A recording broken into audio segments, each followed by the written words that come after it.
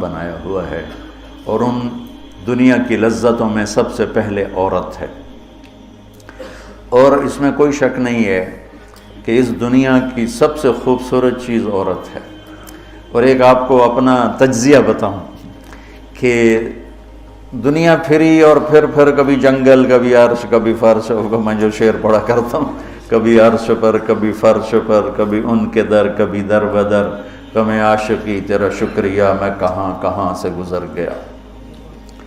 دنیا میں انسان کے علاوہ جتنے نر ہیں وہ بہت خوبصورت اور مادی انتہائی تھکی ہوئی، چوڑی۔ مور دیکھا ہے؟ مور نر دیکھا ہے؟ کیا اس کے پر، کیا اس کی شان، کیا اس کا حسن۔ اور مور نہیں ویکھی، مری ہوئی چوئی دی طرح۔ گھوڑے کو دیکھو، میرے والد صاحب گھوڑے رکھا کرتے تھے، تو ہم چھوٹے چھوٹے ہوتے تھے تو جو نر گھوڑے ہوتے تھے ایسے ان کا سر اٹھتا، اور گھوڑیاں ہی کرتی ہوتی تو ساری، حتیٰ کہ چوہا بھی سونا ہوتا ہے، چوئی نہ دے۔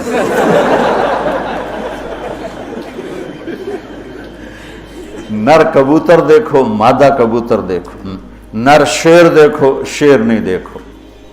کھوتا بھی سونا ہے، کھوتی نہ دے۔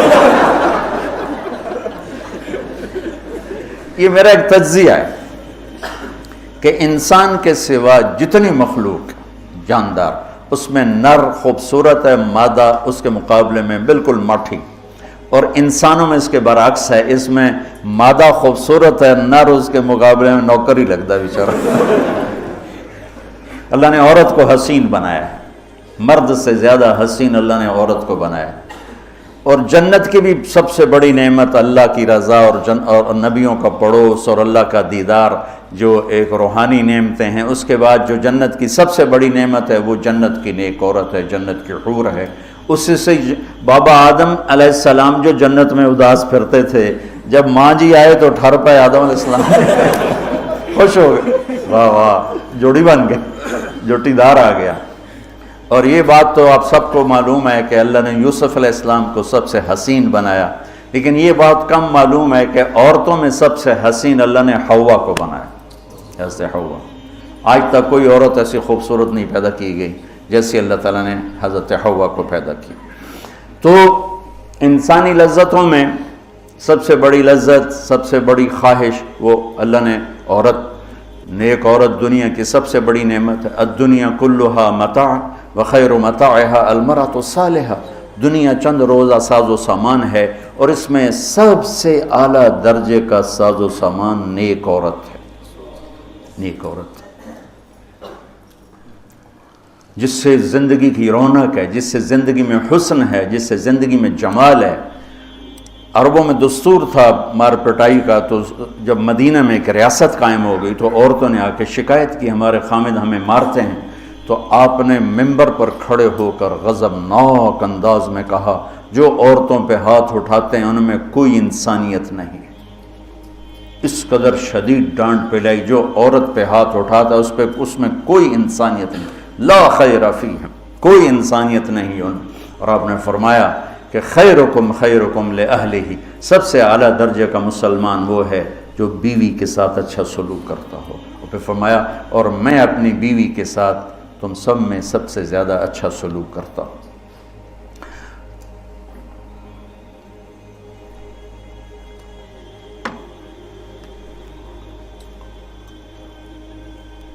آپ نے 9 گھر آباد کیے،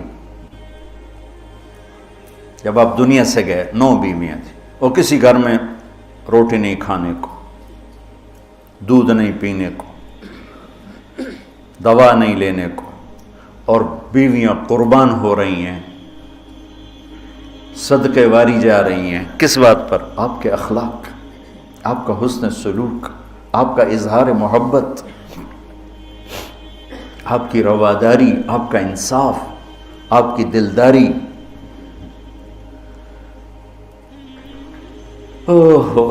تو اللہ تعالیٰ کہہ رہا ہے تمہیں بڑی اچھی لگتی ہیں عورتیں، پھر آگے نمبر 2 اولاد، پھر سونے چاندی کے ڈھیر، پھر بڑے خوبصورت گھوڑے، پھر جانور، پھر کھیتیاں. پھر اللہ کہتا ہے یہ تو دنیا کا تھوڑا سا ساز و سامان ہے، اللہ کے پاس بہت خوبصورت ٹھکانہ ہے. پہلے دنیا کا بتایا. ابھی ہم بیٹھے تھے، تمہارے استاد کہنے لگے ذہب سونے کو کہتے ہیں، اور ذہب ہے چلے جانا، یعنی یہ وہ چیز ہے جو چلی جاتی ہے، اور فضہ بھی ہے، انفضہ سے ہے بھاگ جانا، بھگدڑ مچ جانا. تو سونے چاندی کے اندر ہی بھاگ جانے کا مطلب پڑا ہوا ہے، تو کون کس کے ساتھ یہ وفا کرے گا؟ لیکن انسان کی کمزوری اللہ نے بتائی کہ تمہیں عشق ہے، تمہیں تمہاری خواہش ہے میری بیوی ایسی ہو، میرے بچے ایسے ہوں، میرے پاس سونے چاندی کے ڈھیر ہوں، اور میرے پاس سواریاں ہوں، گھوڑے ہوں، میرے پاس لینڈ کروزر ہو، میرے پاس مرسڈیز ہو، میرے بڑے کھیت ہوں، بڑا زمیندارہ ہو، بڑا میرا ڈیرا ہو. یہ سارے تمہارے اندر کے خیالات ہیں جو اندر جنم لیتے رہتے ہیں، لیکن لو بھی لوگے تو کب تک لوگے؟ شیر شاہ سوری نے جب دلی کو فتح کیا، بہت اچھا بادشاہ تھا، بہت اچھا بادشاہ، تو وہ کہنے لگا ہائے افسوس میرے سر پہ حکومت کا سورج اس وقت چمکا ہے جب میری اپنی زندگی کا سورج غروب ہونے والا ہے. 60 سال کی عمر میں اس نے فتح کیا دہلی کو، اور 66 سال کی عمر میں فوت ہو گئی. تو یہ ساری چیزیں کسی کو مل جائیں، پیدائشی طور پر مل جائیں، وقت کتنا ہے؟ 60 70. زیادہ بوڑھا ہو جائے تو اولاد ہی تنگ پہ جانے. مولانا صاحب دعا کرو ابا جی نو خیر ہو جاوے، یعنی ہوں ٹر جاوے، ماں جی تے رحمت ہو جاوے. لیکن اب اولاد سے خود سنا ہے یہ دعا کرو ماں جی سوکھے ہو جاؤ، مطلب مر کے مگرو لے جاوے. اولاد موت کی دعائیں مانگتی. تو اب اللہ اس کے تقابل میں لاتا ہے قل اُنَبِّئُكُم بِخَيْرٍ مِّن ذَلِكُمْ. انبیو کا مطلب ہوتا ہے بار بار بتانا. لگا کہ جو تمہیں نظر آ رہا ہے اس سے تو تم اثر لے رہے ہو، میں تمہیں بار بار بتاؤں گا، پوری جنت کو قرآن میں پھیرا دوں گا، کبھی یہاں کبھی وہاں، کبھی یوں کبھی یوں، کبھی نہر، کبھی باغ، کبھی حور، کبھی سونا، کبھی چاندی، کبھی لباس، کبھی کھانے، کبھی اپنی رضا، کبھی زندگی کا ابدی سرمدی ہونا. انبے بار بار تمہیں میں جنت بتاؤں گا. اللہ کے فضل سے بر صغیر میں جنت سب سے پہلے اللہ نے میری زبان سے کہلوائی، ورنہ کسی بڑے سے بڑے علامہ خطیب نے جنت کو نہیں کھولا تھا. سب سے پہلے جنت اللہ نے میرے ذریعے سے چلوائی، اور وہ بھی ایک عجب میرے رب کا نظام تھا. ہم نے بھی پڑھی تو نہیں تھی، نہیں ہمیں پڑھائی گئی تھی. جنت کے ابواب چلوائی، تیز گام چل رہی تھی، نہ پڑھنے والے کو پتہ نہ پڑھانے والے کو پتہ. تو میں سال لگا رہا تھا، 80 81 میں نے سال لگایا جماعت میں. تو فروری کا مہینہ تھا اور ہماری گجراں والے تشکیل تھی، اور کویت کا ایک عرب میرے ساتھ تھا، اکرم اس کا نام تھا. اصل کہیں وہ ترکی تھا لیکن نسلوں سے آباد تھا. تو مجھ سے ایک دن کہنے لگا تو نے حادی الارواح الی بلاد الافراح یہ پڑھی ہے؟ یقین میں نے کہا یہ کیا ہوتا ہے؟ وہ نام عجیب ہے نا، حادی الارواح الی بلاد الافراح. حادی وہ حدی سے ہے، یحدو سے، وہ جو اونٹ کے لیے حدی ہوتی تھی نا، اونٹ کے لیے نغمہ ہوتا تھا، اونٹ تیز ہوتا تھا، تو روحوں کا وہ نغمہ جو انہیں خوشیوں کے شہر کی طرف لے جائے. مجھے پہلے سمجھ میں نہیں، میں نے کہا کیا کہہ رہے ہو، یہ کیا ہے؟ کہنے لگا کتاب ہے. میں نے کہا اچھا کتاب کس کی؟ کہا ابن القیم کی. میں نے کہا میں نے تو آج نام سنا ہے. کہا میں واپس تمہیں چلتے ہیں نا رائمنڈ، تو میرے وہاں پڑی ہے امانت میں تمہیں دوں گا. تو ہماری 10 دن کی تشکیل تھی، ہم واپس آئے تو اس نے مجھے وہ کتاب پکڑائی. میں نے اس کو پڑھنا شروع کی. سب سے پہلے میرے رونگٹے کھڑے ہوئے کہ یا اللہ اتنا بڑا تیرا مہمان خانہ، اور ہمیں سوائے لفظ جنت کے علاوہ معلوم ہی نہیں کہ وہ کیا دولت ہے، کیا خزانہ ہے. تو کس طرح ہم دنیا سے بے رغبت ہوں گے، کیسے غلط عورتوں کے پھندوں سے بچیں گے، کیسے دنیا کی چمک دمک سے ہم بچیں گے جب تک ہمارے سامنے جنت کی رونق نہ ہو. جنت ایک نوجوان کہنے لگا اللہ حوروں کا لالچ کیوں دیتا ہے؟ میں نے کہا زنا کو روکنے کے لیے، کہ لوگ شادی کر کے بھی زنا نہیں چھوڑتے ہیں. تو اللہ تعالیٰ نے کہا پاک دامن ہو جا، میں نے تیرے لیے جنت کی خوبصورت لڑکیاں تیار کر کے رکھی ہیں، وَزَوَّجْنَاهُمْ بِحُورٍ عِينٍ، اور ہم خود تمہارا نکاح کریں گے جنت کے حوروں کے ساتھ۔ اللہ نکاح پڑھے گا، سبحان اللہ۔ تو میں سال میں تو چل ہی رہا تھا، اور میرے اس وقت ہوئے تھے ستمبر، اکتوبر، نومبر، دسمبر، جنوری، 5 مہینے گزرے تھے، اور باقی 7 مہینے پڑے تھے۔ سب سے پہلے سال میں نے لگایا تبلیغ میں، پہلے 7 چلے ہوتے تھے، میں نے جنت کو شروع کیا، پڑھتا اور بولتا، جماعتوں میں تو پھر رہے تھے، ادھر پڑھنا ادھر بولنا، ادھر پڑھنا ادھر، وہ سارا ایک دم میری ہوا جو شہرت کی ایسے ہوا کی طرح میرا نام پھیل گیا کہ کبھی کسی نے جنت سنی نہیں تھی۔ وہ کہا ہم نے تو 70 سال عمر ہے، کوئی کہ 80 سال عمر ہے، کوئی کہ میری 50 سال عمر ہے، میری 60 سال عمر ہے، میں نے زندگی میں کبھی جنت کو نہیں سنا، میں نے پہلی دفعہ آپ سے جنت کو سنا ہے۔ تو وہ جو میں پہلے مشہور ہوا لوگوں میں، وہ جنت کی وجہ سے کہ جنت کو میں نے بیان کرنا شروع کیا۔ سارا 1000 آیات ہیں جنت اور جہنم پر، اور کوئی بیان ہی نہیں کرتا۔ کون ہم مرنا چاہتا ہے؟ کون غربت چاہتا ہے؟ کون بیماریاں چاہتا ہے؟ کون دکھ چاہتا ہے؟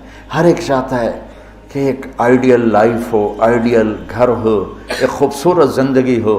تو اللہ نے کہا میں نے چھپا کے رکھی ہے، اب تھوڑے دن میری مان لو، پھر تم آ جاؤ، پھر دیکھو میں تمہیں کیسے دیتا ہوں۔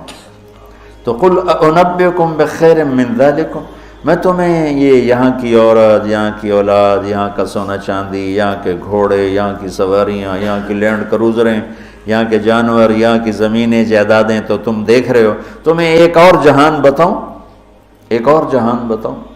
یا اللہ کون سا ہے؟ قل الذین اتقوا، وہ سب کے لیے نہیں ہے، وہ ان کے لیے ہے جو میرے یار بنیں گے، جو مجھ سے دوستی لگائیں گے، سب کے لیے نہیں ہے، یہ وہ ہیں جو میرے یار بنیں گے۔